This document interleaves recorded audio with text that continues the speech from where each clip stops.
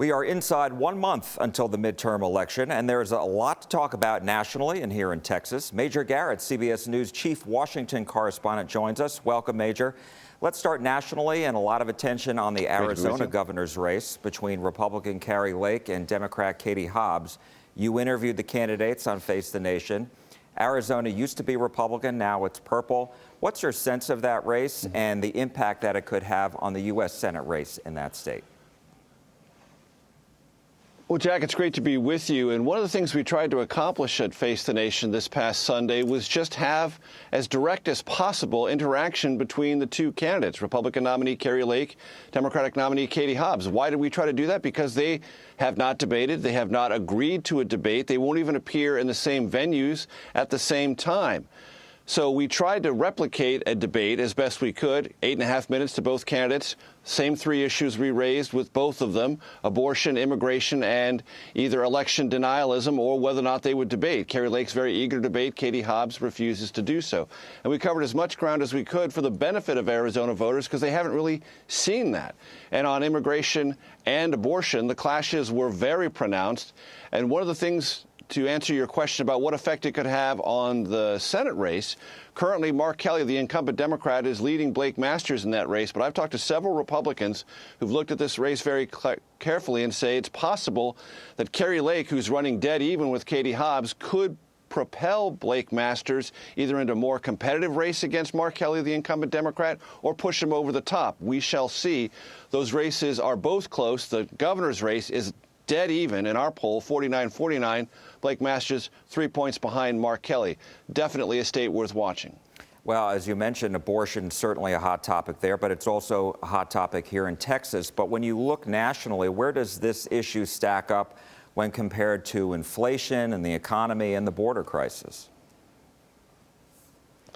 It really is a compare and contrast playing out across the country, Jack. And Democrats have basically said abortion and related issues, meaning what rights do you have? How stable are those rights? I mean, Roe versus Wade, thought to be stable, 50 years, law of the land overturned. So it's not just abortion in specific, it's stability of rights and preservation of democracy sort of writ large.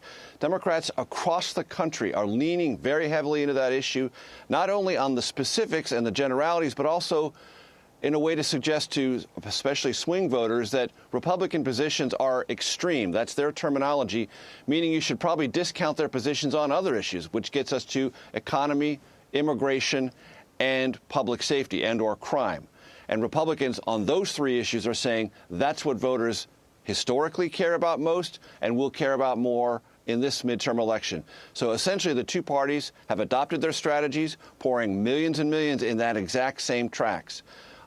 And voters will be able to send a signal loud and clear because they're going to hear essentially the same strategic messages across the country. So in a strange way, Jack, though this is a midterm election, not a national presidential election, much of what will be sifted on the other side of it will be a national message. Well, November 8th obviously is certainly going to be very interesting to watch, but the other date we keep discussing is January 6th and the hearings. And I'm wondering, is this issue baked in when it comes to impacting the midterm election? And if there's no direct tie between the Trump White House to the Proud Boys and the Oath Keepers, does it lose its impact? It might lose its impact, but it is baked into the cake, Jack, in terms of Democrats and independents have certainly looked at this, seen the evidence presented by the January 6th committee, and look at it and say that gives them concern. And Republicans who either downplay it or reject it entirely, and there's very few Republicans who sort of reject it entirely, but there are a good number of Republicans who very actively seek to downplay what we all saw on January 6th. That is an issue on the minds of voters. It may not be the dominant issue. It may not be the one that drives higher turnout, and we are going to have very high turnout in this midterm election, Jack. Of that, I'm absolutely confident. But in the larger atmosphere about what do I do with my vote, I'm sort of on the fence. It could be significant for those swing undecided voters who kind of vacillate between Republican and Democrat. Will do so again in this midterm election. It could be for them decisive. Well, we certainly appreciate your insight. Major Garrett, CBS News Chief Washington Correspondent, thank you so much for joining us.